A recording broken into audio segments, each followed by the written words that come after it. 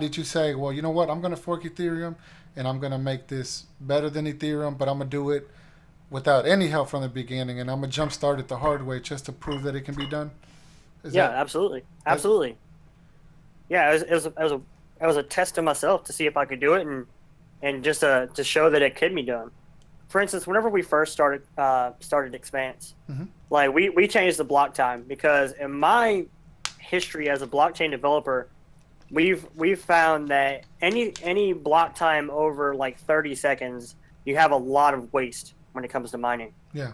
And so we originally made the Expanse block time 1 minute. Mm-hmm. And when I was talking about this in the Ethereum chat, dude, Vitalik got so pissed about it. Like, I've been doing this for 3 years before you. Let's say you could go back into time, and let's say Vitalik would have reacted differently. And let's say he would have embraced you. Let's say he Yeah, rewarded you. Maybe I don't know, right? Maybe he yeah, praised sure. you. Do you think that expanse would have still happened? Absolutely. What matters to me, I mean, I guess it would be nice if somebody that everybody reveres says something nice about you. Mm-hmm. Of course, Mm-hmm. that would be nice, but that's not what drives me. Like I said, I play by my own rules. I like to make my own things and put my own name on it just to see if I can do it as a test to myself.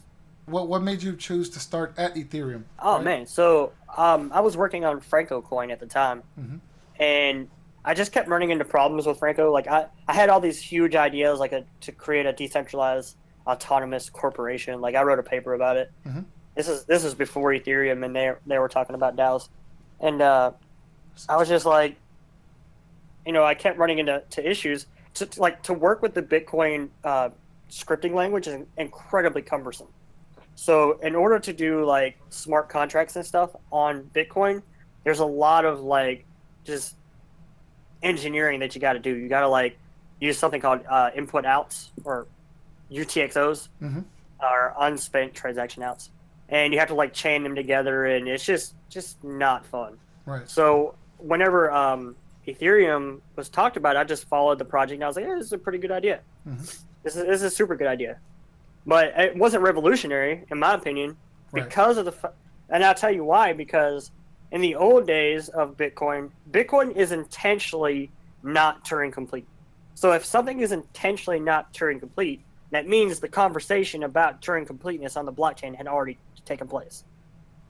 So when Vitalik wrote his original white paper, I embraced this idea for the technology. I was like, oh, this actually is a good idea. Yeah. And so whenever they actually built it, I was like, okay, this is cool. It saves me a lot of time from having to do it.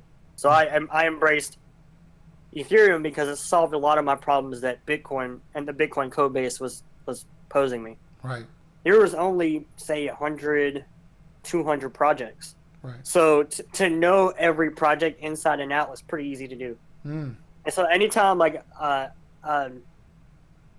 company or a group would make a change to the code base, you would go and intimately understand exactly what they changed and why they changed it and the implications for that change. Right. Right. And Right. so during the time of Ethereum being talked about, they were talking about something called Counterparty, which is a meta token on top of Bitcoin. Right. And with Counterparty, they were also working on smart contracts and stuff.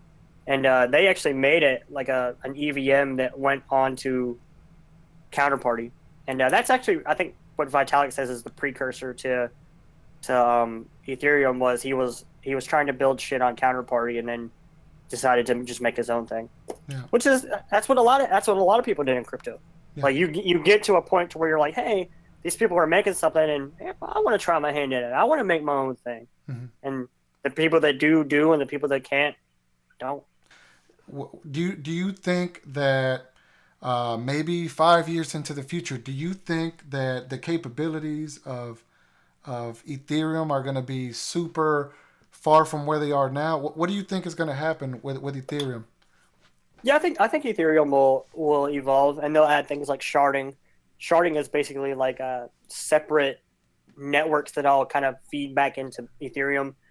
And but I think there's going to be other platforms that come out and kind of take some of the market share away from Ethereum, Yeah. like EOS. Yeah. EOS is pretty cool. But here's the thing, though: EOS and then another one like Hyperledger, they're trying to solve different problems in a similar fashion. Hmm. So even though EOS will eat some of Ethereum's lunch, Mm-hmm. I feel like they're just different. They're solving it the same problem in different ways. Like, for instance, EOS has something called DPoS, which is distributed proof of stake, Right. or not distributed proof of stake. My bad. It's delegated proof of stake. Mm-hmm. And delegated proof of stake means there's these guys that are predetermined to be the only ones that can sign blocks. Right. And that's cool. If like what that does is allows you to process transactions incredibly fast. So there's this one project called Tendermint. Mm-hmm.